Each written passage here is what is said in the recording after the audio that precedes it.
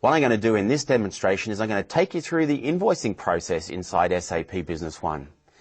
We're going to start by creating a quotation. We're going to turn that quotation into a sales order, the sales order to a delivery, the delivery to an invoice, and then also we're going to take that invoice and we're going to create a credit note. Now the thing to remember is that you don't have to do every single one of those steps in the process. You can come in at the invoicing stage. You can start off at the delivery stage. It's totally up to you. But so that you've got a good overview of exactly how it works, I'm going to show you each of those stages in sequence. But do remember, you can jump in at any point in time, just as a matter of the way your business works.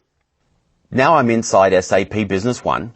I'm going to use my modules view. So this is the menu that I'm going to use. In some of the other demonstrations, you've seen me use the cockpit. I'm going to change it a little bit and I'm going to start using the main menu. So we go into our sales process and it's here under Sales AR. Now, one of the things that you'll see is we've laid each of the steps out in a logical sequence.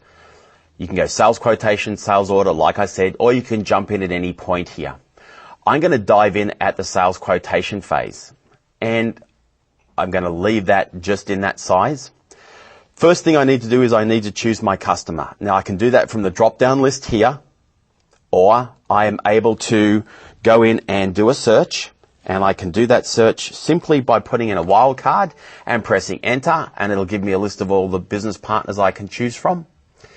And in this case, I'm going to choose Earthshaker Corporation. Again, that's the one we're going to use for most of the demonstrations. It's giving me the ability now to specify who is the contact person at the customer that put in the order. In this case, it's Bob McKensley, and he's going to give me a customer reference number. Well, maybe at this particular point in time, there is no reference number because all he's done is he's called me and said, I want a quote for some printers. So that's fine. So I'm going to leave that blank. I can go across here. I can specify the posting date. So a sales quotation itself doesn't create any accounting entries. When I turn the sales quotation into an order or into a delivery, that's when it's going to create those accounting transactions, and that's where this posting date becomes valid. I can also put in a valid until date, and I can also put in a document date, so I can override those if I have the rights to do that and my system is configured accordingly.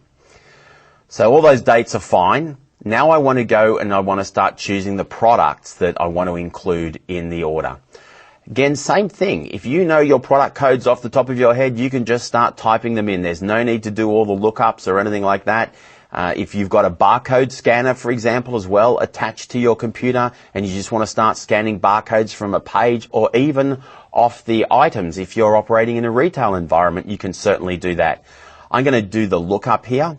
So Bob's rung me and he wants a proposal or he wants a quote for some IBM Info Print 1312s. So I just choose the product code. I put in the quantity that I want or that he wants the quote for. It's 5. There's the unit price is $500. Is there a discount percentage? Well, there isn't at the moment, but that discount percentage can be overridden if I have the rights. Plus, it can also pick that up from the customer record for Earthshaker Corporation. In this case, I'm just leaving it as it stands. Tax code is automatically preset again based on the customer location, which state they're in and everything like that. And then you can see there is the extended line item price. Now, it's as simple as that. You want to be very, very quick and easy with getting these things into a quote. It's as simple as putting in the product code, putting in the quantity, and away you go. I can now choose add, and that's it. My quotation's done. But if you need to, you can start getting a little bit more sophisticated. So I'm going to go back to that quotation. There it is. I can call up one of those line items, and at any point in time, I can right-click on the line, and you can now see I've got additional things that I can put in here. So, for example, I'm able to see the gross profit. If I was selling that item for that price, there's my sale price, you can see what the gross profit is on that line. So you can see it as a dollar value as well as a percentage. And there's a number of different ways that it calculates the gross profit, which are set in your configuration. Right now, I'm basing my gross profit on the item cost. But I can, if I want to, I can base the gross profit.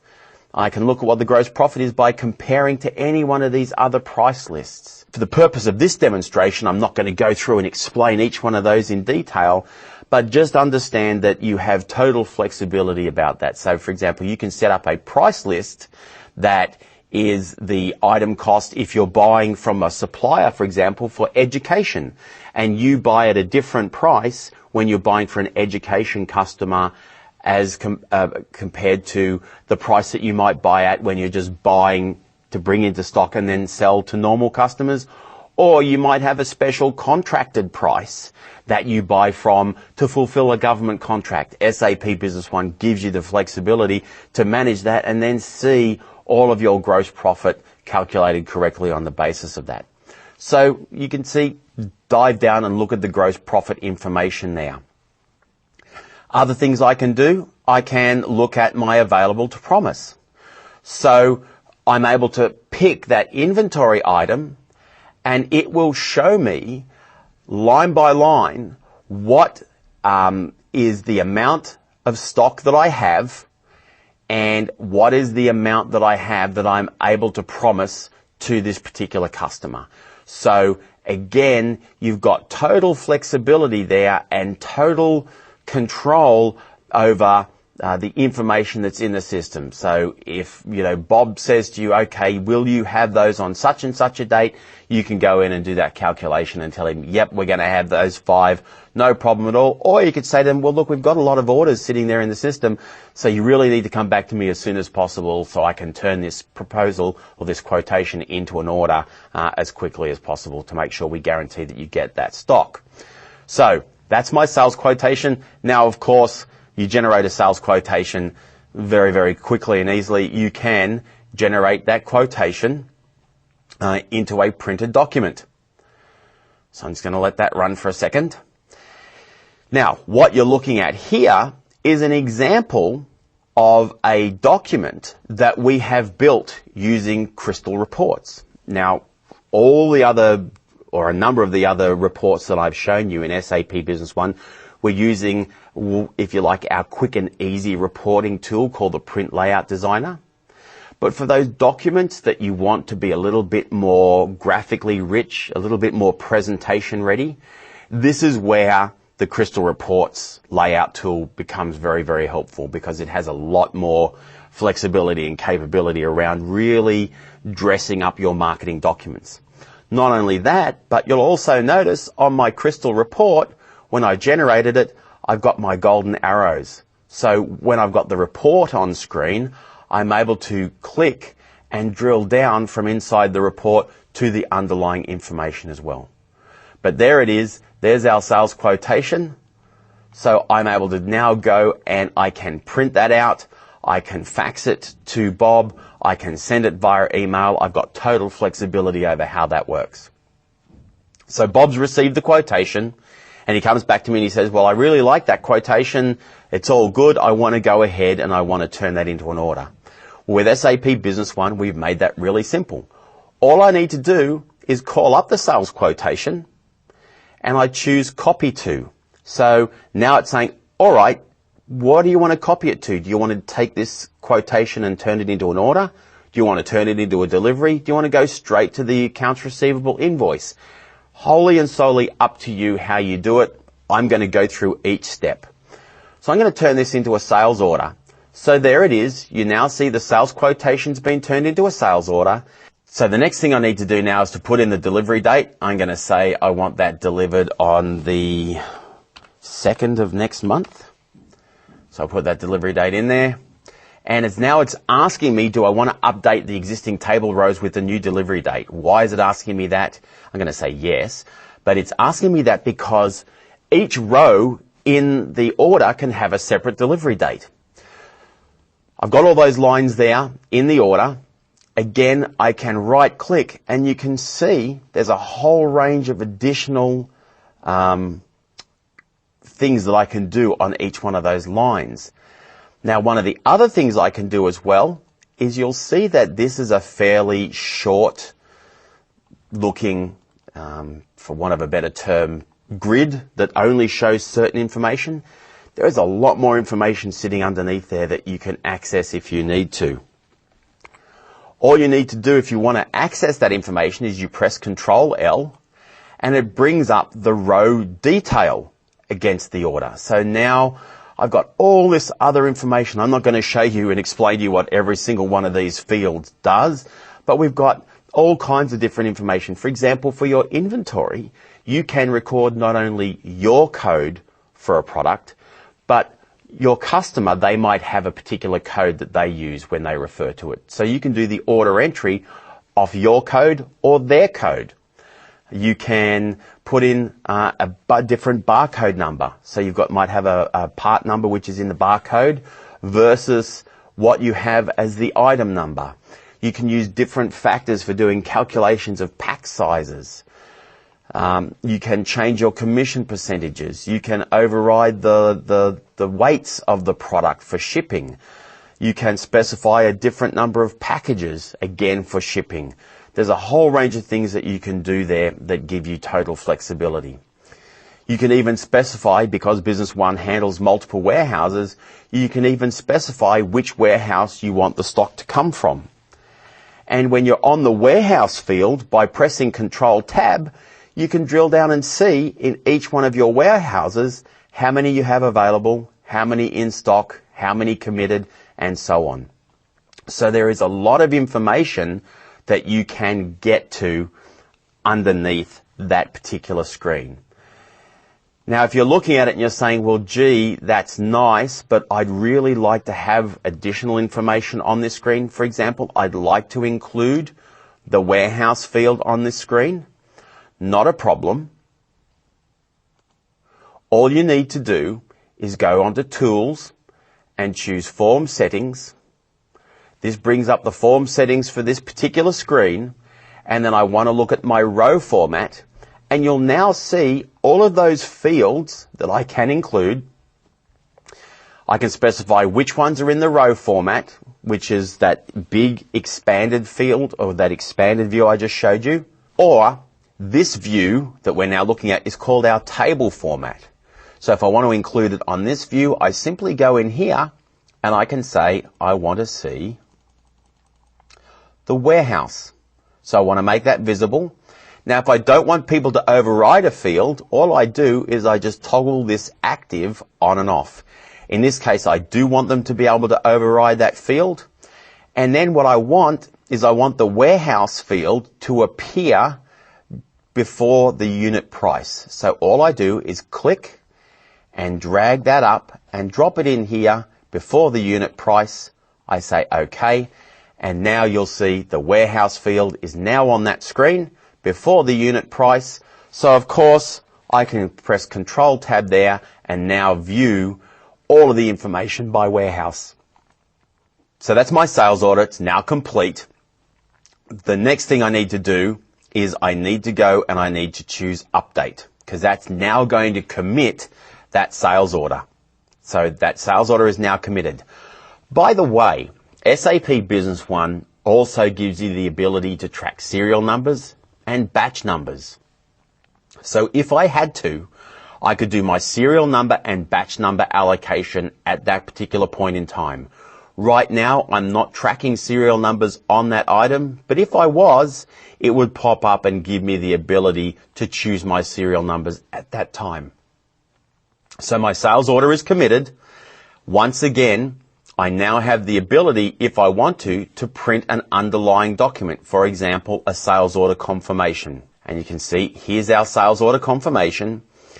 And I can send that out via fax. I can print it and mail it, whatever the case may be. I can even, utilizing some other functionality in SAP Business One, I can take that information, format that as an XML document, and have that XML document automatically sent out via EDI or whatever the case may be. So there's a number of different ways you can handle that.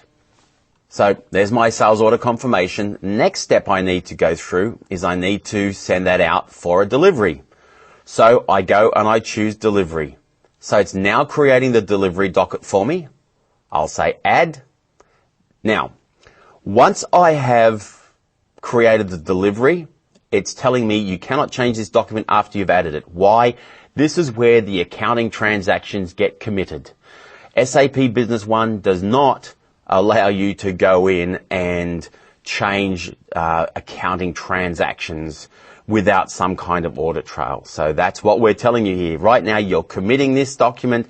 The only way of then changing it is to go back through and process a return or a credit note or whatever the case may be. But that's okay, because most businesses, that's the way they want things done. So I'll say yes to continue, and that's now created my delivery. The next stage is to have that delivery printed out in the warehouse. Now, I can do that either from here. That document can now be printed out. I can send that to a printer in the warehouse. The other thing that we actually have inside SAP Business One is what we call print sequences. So what this enables me to do is it enables me to set up that I want different documents to be produced in sequence and have those documents go to different printers. So for example, I could say, look, I want to print one copy of this document to this printer, another copy of the document to this printer, and then I want to print for example, maybe a delivery summary to a different printer. And the print sequences allows us to do that. But that's it. I got my delivery done. You can now see that the status is showing me as well that this delivery docket has been printed. Next step, assuming everything's okay, I can either go ahead and produce my invoice, or perhaps the customer has decided they're going to send it back before I've done the invoice. Then I can process a return. But you'll see these things only come up when it's appropriate or when it's available. So it's context sensitive. If you had not yet gone to the delivery phase, then you couldn't create a return. Again, just making sure that we don't confuse your people with too many options where those options aren't actually appropriate at that point in time. So I'm going to copy this to an accounts receivable invoice. There it is. There's my information. That's all done. And you can see based on sales quotation 248, which was then turned into sales order 246, which was then turned into delivery number 246. And it's just a coincidence that those numbers are so close. And then once I've got that, all I need to do is say add. Once again, accounting transactions go to appear here, and I can say yes. Now, by the way, one of the new features that's in SAP Business One version 8.81 is the ability to do what's called a journal entry preview. I'm looking at this and I'm thinking, wow, okay, what's going to happen in the general ledger when I process this? All I need to do is right click here and say journal entry preview. And now it's showing me what are the transactions that are going to go through in the system. So we're going to debit the account of Earthshaker Corporation, and that's also going to debit my accounts receivable. My sales tax accounts are all going to be credited, and my sales revenue account is also going to be credited. Okay, so I can see that information before I process the transaction. That was something which many of our customers asked for us to include in the software, and that's how that got in there. Now, by the way, once you become an SAP Business One customer, each year you'll be paying an annual maintenance fee. Anytime we include that new functionality, you automatically get that as part of your annual maintenance. So I'm now going to go in and I'm going to say add. You cannot change the document after I've put it in, and that's fine.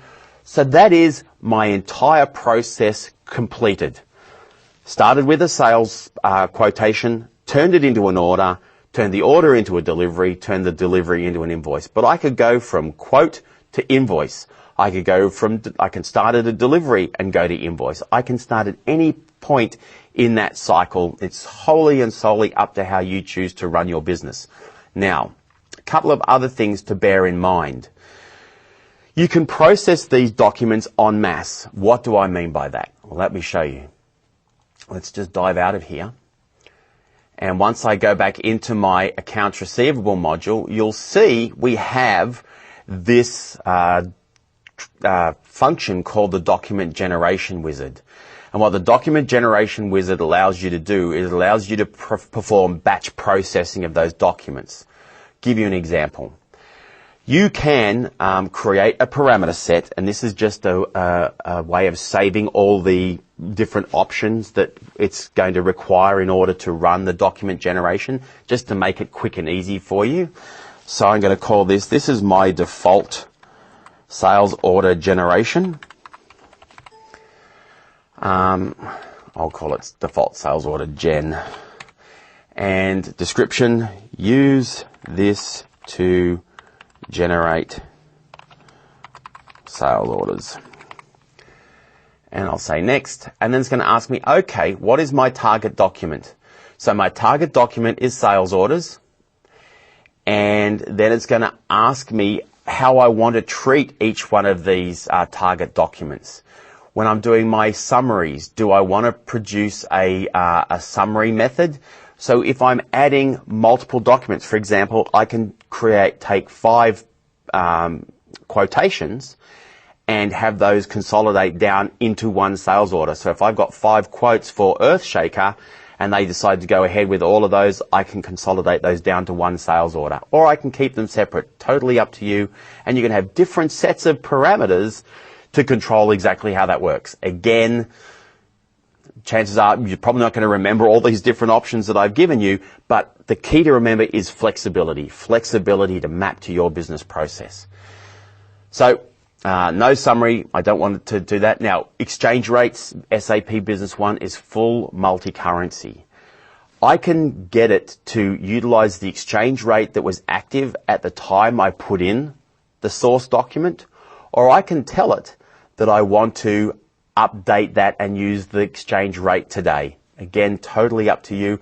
If I want to use the exchange rate that was on the original document, then all I do here is I change this parameter. Then I'll say next. What kind of documents do I want? Well, it knows, because I'm producing sales orders, it knows that the only documents that can come from is sales quotations. So I can put some parameters there. I could even expand some of those parameters and choose all of these other different options. And then I can specify how I sort that. I'll say next. How do I want them consolidated? Do I want them consolidated by shipping address, consolidated by payment terms, expanded consolidation options? Again, more options around how those multiple documents get pulled together into a single document. In this case, I'm going to say no consolidation at all. One sales quotation generates a corresponding sales order. Then I'll say next.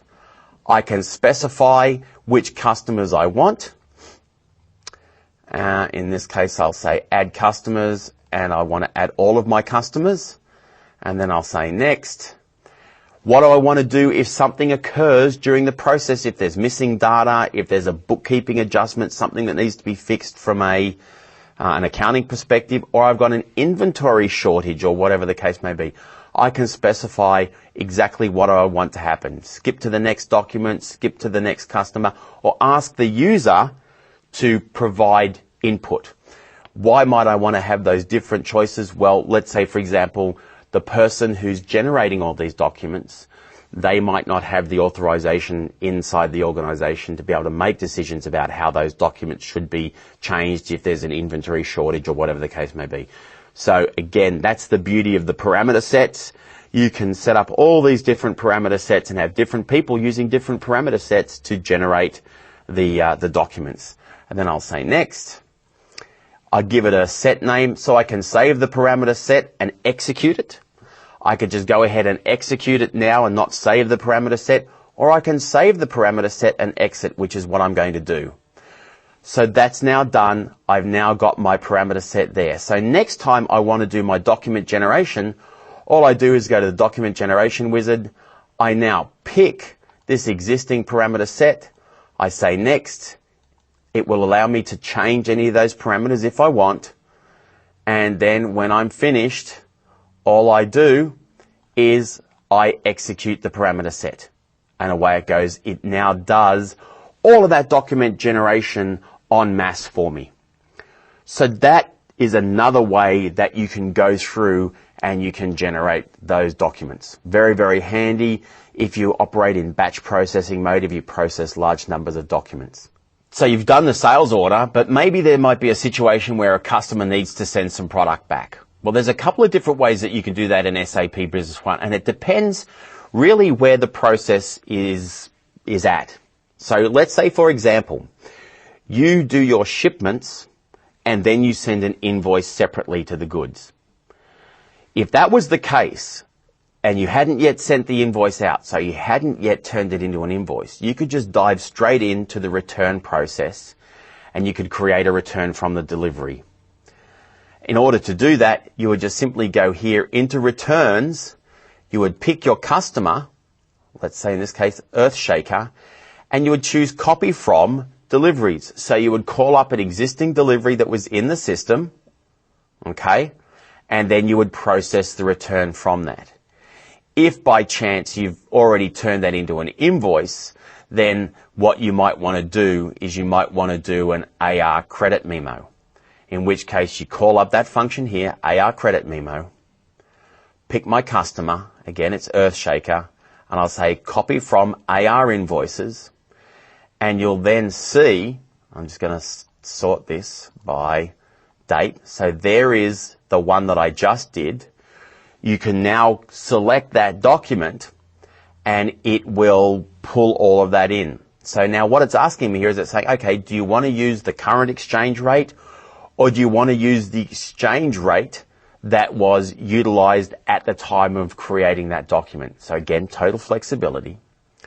Do I want to pull all the data in that was on the original transaction, including freight and withholding tax, or do I want to customize it? Maybe they're only returning one aspect, or maybe I need to give them a credit on the freight, or whatever the case may be. In this particular instance, I'm going to draw all the data in.